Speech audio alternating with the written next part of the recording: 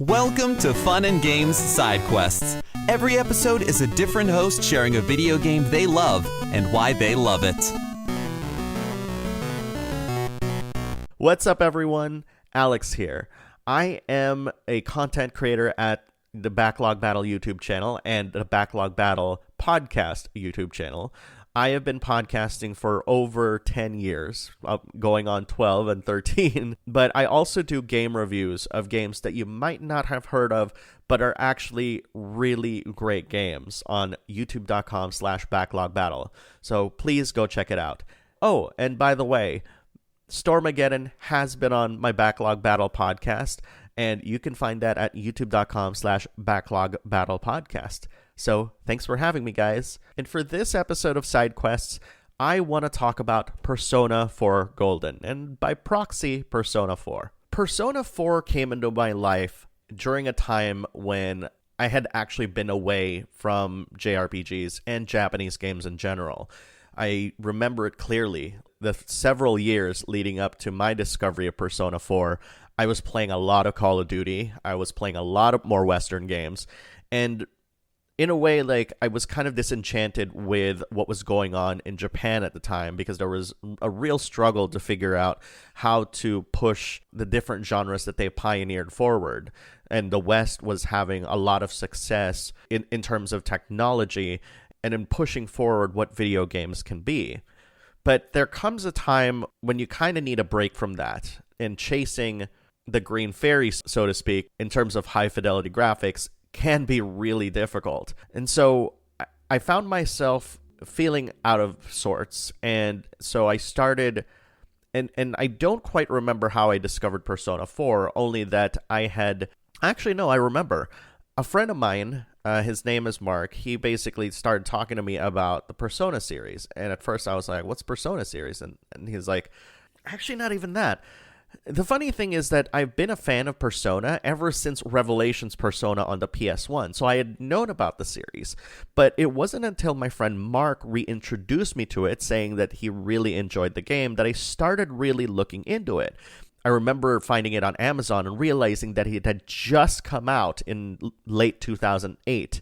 And so I purchased the game alongside a lot of the other back catalog for Shin Megami Tensei, even going so far as joining Atlus's Faithful forums at the time. And that's where my love for Atlus began, pretty much. Not to say that it was ever lost, it just kind of got deferred until later in my life. But really, going back to Persona 4, when I started playing the game, I felt like I was transported to a place that wasn't so far removed from reality. But despite that, it was still a place that I'd never been to. I lived in the Philippines for a good chunk of my life, in my teenage years. But I never had that experience of living in a provincial town in Asia, for that matter. Not to say that I've lived in a provincial town anywhere, but I feel that living in a provincial town in Asia is far more different.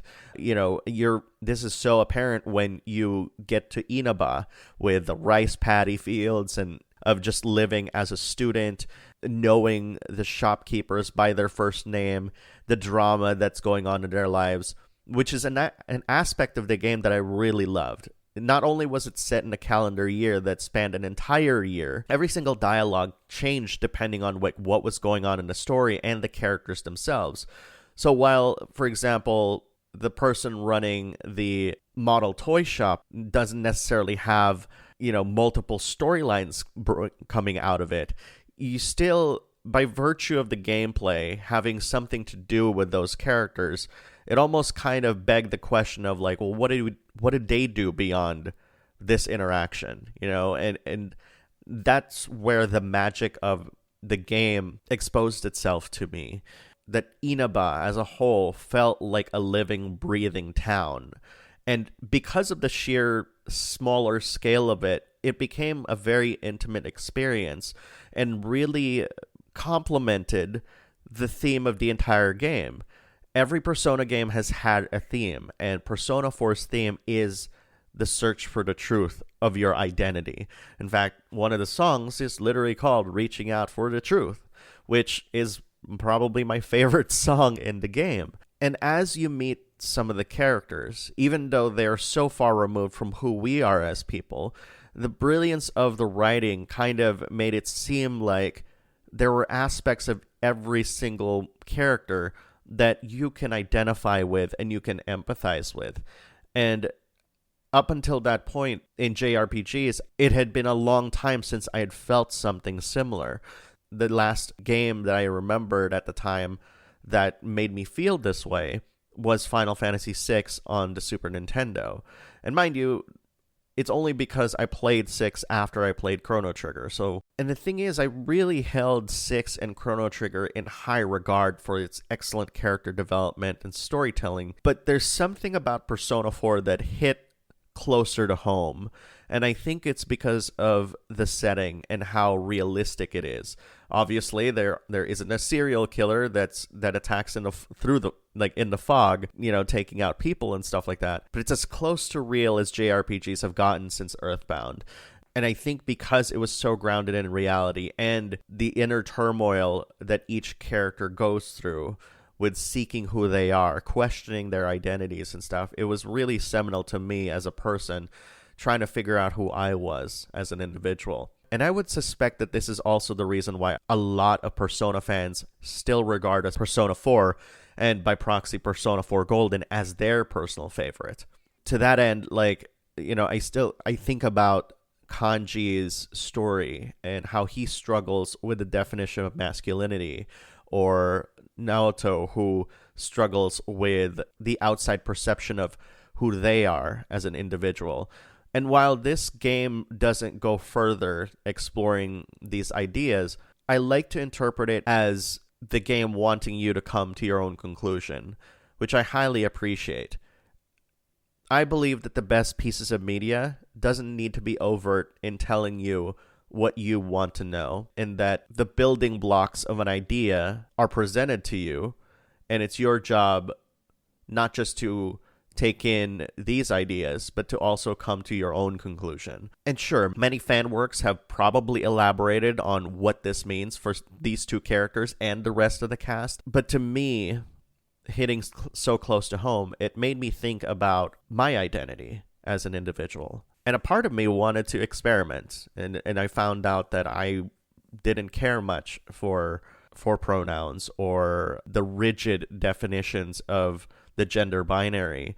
And so I felt that I needed to find myself because I was broken at the time Persona 4 came, and that's when I started cross-dressing. And even pushing the gender boundaries way past my comfort zone. I was afraid of the people that I was about to meet, but at the end of the day, regardless of how I presented, people were genuinely nice to me.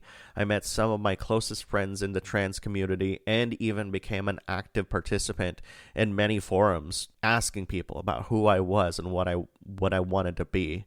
And ultimately turned out that I was gender fluid and I didn't care about all these things. And I owe it all to Persona 4 for making me question that. I think what's interesting about this is that compared to a lot of people, I really focus in on the storytelling and the characters and how they relate to me.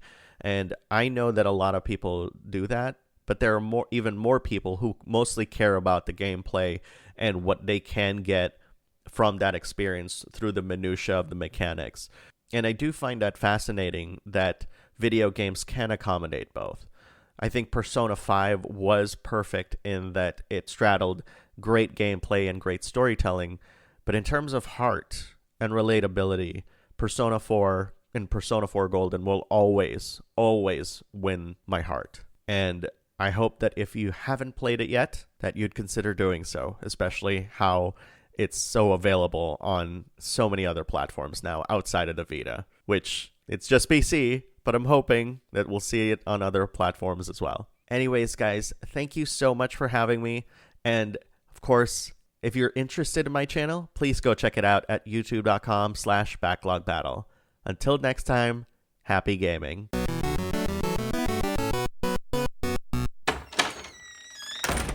Hey. Oh, hey, Jeff. What's going on, guys? Oh, talking about Superman.